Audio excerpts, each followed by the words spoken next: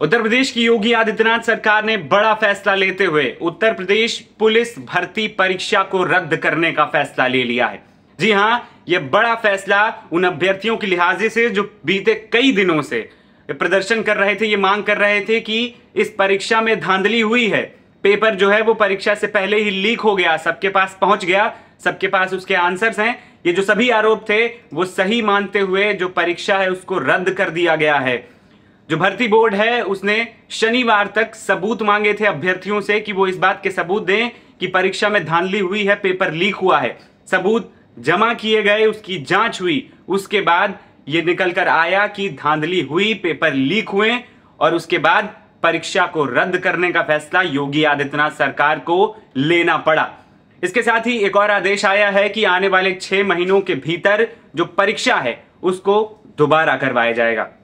इसके साथ ही अब ये सवाल उठने लगा है कि आखिर वो कौन लोग थे, उनके साथ आगे योगी आदित्यनाथ सरकार कैसे उनको पकड़ने वाली है। उसको लेकर भी एसटीएफ के रडार पर कई ऐसे लोग हैं जो निशाने पर हैं और उनको पुलिस जल्द ही गिरफ्तार करेगी, उनसे पूछताछ करेगी।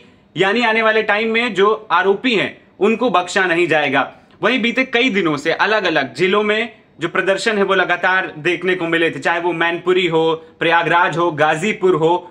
उसको लेकर लगातार जो छात्र हैं वो आंदोलन कर रहे थे, प्रदर्शन कर रहे थे, मांग कर रहे थे और ये मुद्दा उठा रहे थे कि पेपर लीक हुआ है।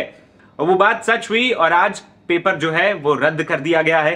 कल राजधानी लखनऊ में करीब हजारों की मात्रा में 10 से 12 हजार छात्र इकट्ठा हुए, प्रदर्शन किया, उन्होंने अपनी मांगों को उठाया। सरकार वो सबूत लेकर हमने वीडियो चलाई कई सारी, बाइट उसमें छात्र कहते हुए नजर आ रहे थे कि पेपर से पहले 500 रुपए के उन्हें आंसर शीट जो है वो बांटी गई, उनसे 500 रुपए लिए जा रहे थे पेपर से पहले ही प्रश्न दिखाने के लिए। यानी इन सभी आरोपों को सही पाया गया, जिसके बाद पेपर रद्द कर दिया गया है।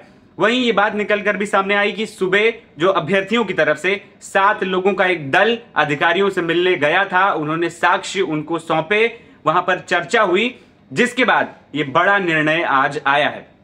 आपको बता दें कि 17 और 18 फरवरी को जो उत्तर प्रदेश पुलिस भर्ती की परीक्षा है वो करवाई गई थी। दो पालियों में 17 और 18 फरवरी को यह परीक्षा हुई और आरोप क्या थे वो भी हम आपको बता देते हैं। दरअसल जो छात्र हैं, जो अभ्यर्थी हैं, वो ये आरोप लगा रहे थे कि जो दूसरी पाली है, 17 तारीख हो चाहे वो 18 तारीख हो, दूसरी पाली में जो परीक्षा के पेपर थे वो छात्रों के पास व्हाट्सएप और टेलीग्राम पर पहले ही पहुंच चुके थे। यानी जो पेपर होना था 3 बजे से, उसके पेपर बच्चों के पास 10 बजे से 11 बजे से पहले ही पहुंच गए थे। तो वो क्रमशः सारे आंसर याद करके गए थे और उन्होंने पेपर दिया। तो छात्रों की उम्मीद थी कि जिनके पास पैसा था, जिनके पास पकड़ थी, उनका पेपर अच्छा हुआ होगा और वो पास कर जाएंगे, और जिन्होंने मेहनत की थी उनकी मेहनत खराब हो जाएगी।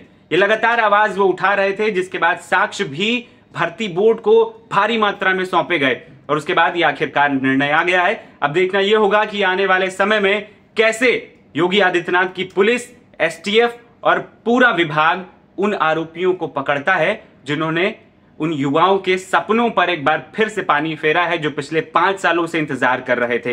ये भर्ती 5 सालों से आई थी। शुरू से ही विवाद था कि आखिर उम्र को लेकर, उम्र समय सीमा को लेकर भी विवाद था। जो तय सीमा थी उसमें कुछ बच्चे न इससे पहले जब भर्ती आई थी तब पेपर दे पाए थे और ना ही इस बार शामिल हो रहे थे। उन्होंने आवाज उठाई तो उम्र सीमा को बढ़ाया गया, पेपर हुआ जल्दबाजी में, उसके बाद पेपर भी लीक हुआ। यानी कहीं ना कहीं ये एक प्रश्न चिन्ह योगी आदित्यनाथ सरकार पर भी खड़ा करता है। मेरा नाम है आदर्श और आप देख रहे थे एनबीटी ऑनलाइन। नमस्कार।